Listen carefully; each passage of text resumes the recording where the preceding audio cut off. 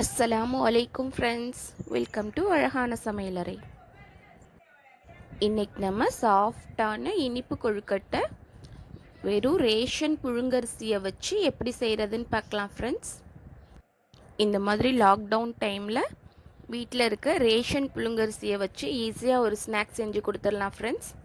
வாங்க எப்படி செய்கிறதுன்னு பார்க்கலாம். அதுக்கு நான் 1 டம்ளர் அளவு ரேஷன் புழுங்கரிசி எடுத்திருக்கேன். இதை 2-3 தடவை நல்லா கழுவிட்டு ஒரு 2 மணி நேரம் ஊற வச்சுக்கிடுவோம் ஃப்ரெண்ட்ஸ். இப்போ நல்லா கழுவிட்டேன், இது நல்லா ஊறட்டும். ஊறினதுக்கப்புறம் தண்ணியை நல்லா வடிச்சிட்டு மிக்ஸி ஜாரில் போட்டு இந்த மாதிரி ரவையை விட இன்னும் கொஞ்சம் நைஸாகவே பொடி பண்ணிக்கிறணும் ஃப்ரெண்ட்ஸ். உங்களால் எந்த அளவுக்கு அரைக்க முடியுமோ அந்தளவுக்கு அரைச்சி எடுத்துருங்க. நான் 1 கப் அரிசிக்கு 3/4 கப் வெல்லம் சேர்க்குறேன். நீங்கள் 1 கப் அரிசிக்கு 1 கப் வெல்லம் கூட சேர்த்துக்கரலாம். வெல்லம் அங்கிட்டு கரையட்டும்.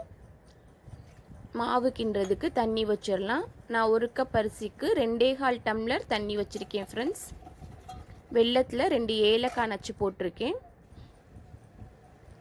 இப்போ தண்ணி நல்லா கொதிச்சிருச்சு. நம்ம மாவை கொட்டி கிளறிக்கலாம். ரவை உப்புமா செய்யையில் எப்படி கிளறுவோமோ அந்த மாதிரி. அடுப்பை சிம்மில் வச்சுக்கிட்டு கிளறுங்க ஃப்ரெண்ட்ஸ். இது ரொம்ப ஈஸி தான் ஃப்ரெண்ட்ஸ். ஒரு 10 நிமிஷத்தில் நம்ம செஞ்சு முடிச்சிடலாம். டேஸ்ட்டும் ரொம்ப சூப்பராக இருந்துச்சு.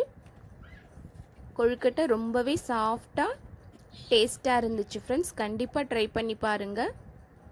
இதில் ஒரு 2 டீஸ்பூன் அளவு நெய் சேர்த்துக்கிறேன். அப்போ தான் ஒட்டாமல் வரும், கொழுக்கட்டையும் சாஃப்டாக இருக்கும். சப்போஸ் நெய் இல்லைன்னா நல்லெண்ணெய் கூட சேர்த்துக்கரலாம். இந்த லாக்டவுன் டைமில் எவ்வளவோ மக்கள் சாப்பிட்றதுக்கே வழி இல்லாமல் இருக்காங்க. அந்த மாதிரி இருக்கவங்க கூட ஈஸியாக வீட்டில் இருக்க ரேஷன் அரிசியை வச்சு டக்குன்னு ஒரு ஸ்நாக்ஸ் செஞ்சிடலாம் ஃப்ரெண்ட்ஸ். இது ஹெல்த்தியும் கூட. ரேஷன் அரிசியில் தான் உண்மையிலே நல்லா சத்து நிறையா இருக்குது.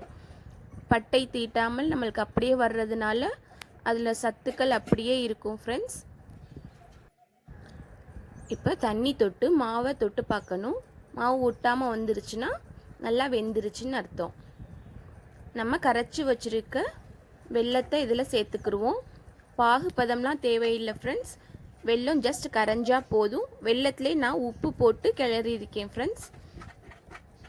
நீங்கள் மாவுக்கு தண்ணி வைக்கையில் கூட அதில் உப்பு சேர்த்துக்கரலாம், இல்லைன்னா வெல்லத்தில் போட்டு கரைச்சிக்கங்க. இதில் 2 டேபிள் ஸ்பூன் அளவு தேங்காய் துருவல் சேர்த்துருக்கேன். இதோட நீங்கள் பாசிப்பருப்பு கூட வறுத்து மாவு வேக வைக்கையிலே சேர்த்துக்கரலாம் ஃப்ரெண்ட்ஸ். தண்ணியில் அதுவும் வெந்து வந்துடும். மாவு இந்த மாதிரி உருண்டு வரணும் ஃப்ரெண்ட்ஸ். நம்மளுக்கு கொழுக்கட்டை பிடிக்கிற கன்சிஸ்டன்சிக்கு வரணும். அந்தளவுக்கு கெட்டியாக கிளறிக்கங்க. வெல்லத்தில் நிறையா தண்ணி வச்சிடாதீங்க ஃப்ரெண்ட்ஸ். அப்புறம் மாவு திரும்ப தண்ணி விட்டுரும்.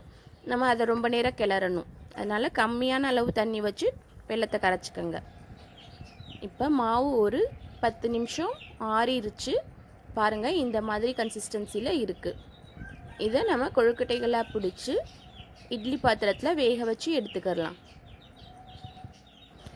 இந்த வீடியோவை அதிகமாக ஷேர் பண்ணுங்கள் ஃப்ரெண்ட்ஸ். இந்த மாதிரி டைமில் நிறைய மக்களுக்கு யூஸ் ஆகும். இப்போ எல்லா கொழுக்கட்டையும் இந்த மாதிரி இட்லி பாத்திரத்தில் சேர்த்தாச்சு.